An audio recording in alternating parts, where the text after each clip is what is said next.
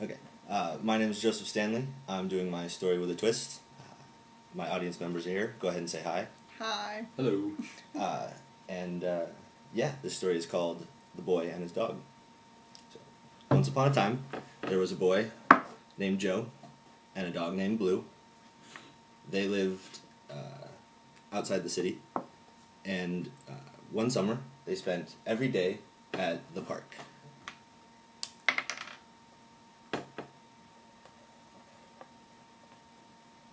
Their favorite game to play was fetch, so Joe would throw the ball, and Blue would go and grab it and bring it back, and they'd play this game all day long.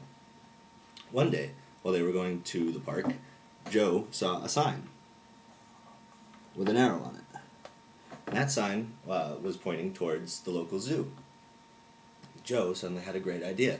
Oh my goodness, I would love to go to the zoo. Hey Blue, do you want to go to the zoo with me? We'll see all sorts of awesome animals. Blue just sat there wagging her tail and looking at the tennis ball in his hand. So Joe's like, okay, well, we'll just go to the park and we'll play fetch again. So they go to the park. He's tossing the ball back and forth. Blue's bringing it back, slobbering all over it. He has to brush it off because he just thinks it's gross. And one time, while Blue is bringing the ball back, she suddenly stops. Her ears go straight up in the air, and she drops the ball, and she just goes running. And she goes running out of the park up this really long trail. And Joe's like, what's going on here? So he goes chasing after Blue. And as soon as he catches up to her, she takes off again. Around a different trail. And he has to go after her again and chase her down. He finally catches up to Blue.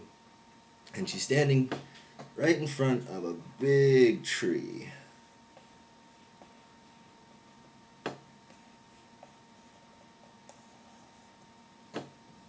And he's like, Blue, what's going on? What's wrong with you? What are you doing? And Blue's just looking straight up at this tree. And so Joe takes a look up in the branches, and guess what he finds? A whole family of monkeys. And they're all up there, and they're making all sorts of noise, and they're making faces at the dog, and throwing stuff at the dog, and just pissing her off. And Blue's just growling and barking. Joe's sitting there like, oh man, what are the monkeys doing in the tree? They must have escaped the zoo. Oh, I should go tell the zookeepers what's going on. Blue, you sit here and you stand guard, and I'll be right back. And he goes running off, and Blue's sitting there growling, and the monkeys are throwing stuff at him and making faces. And Joe comes running back with a bunch of zookeepers.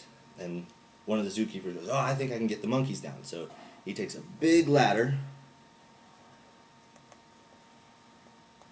and he climbs to the top of the tree, and he starts to talk with the monkeys. And Joe's like, this is really weird. I didn't know the zookeeper could talk to monkeys. But he's up there, he's talking with them, and after a while, he comes down, he goes, okay, I convinced the monkeys to come back with us. And they all load up in the van, and they take him home. And one of the zookeepers walks up to Joe, and he goes, oh, Joe, thank you so much for doing this. We've been busy all morning. The monkeys were the first ones to get out, but they ran all the way through the zoo, and they opened all the cages to all the other animals. And Joe's sitting there like, wow. So, like, lions and tigers and alligators and stuff? And he's like, yeah, they're all loose somewhere in the city. He's like, oh, that's actually kind of scary. Maybe it's time for us to go home, Blue. And so they begin to leave, but right when they begin to leave, a bush behind them begins to shake and tremble.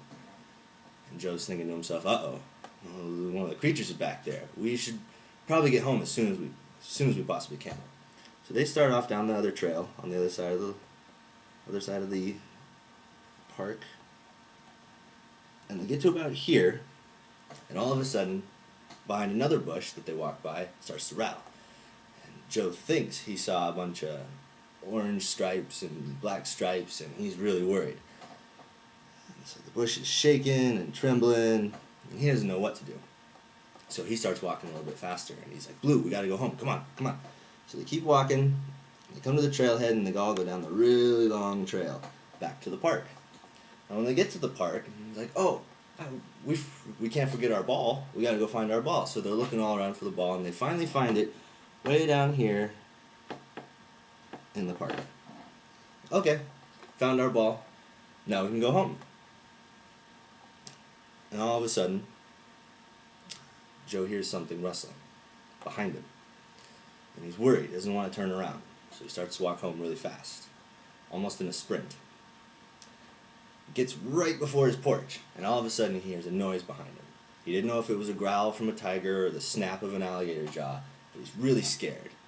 So he turns around, and there's just a bunch of tall grass. Can't see anything. Oh man, I bet it's in that grass. Blue, go get it. Go scare it out of there. And so Blue runs up into the bushes and bark, bark, bark, bark, bark, and all of a sudden this big creature comes jumping out of the tall grass, and Joe suddenly sees it. All of a sudden, and the thing that was following him was a poorly drawn ostrich. And that's the story of Joe and his dog. Thank you very much.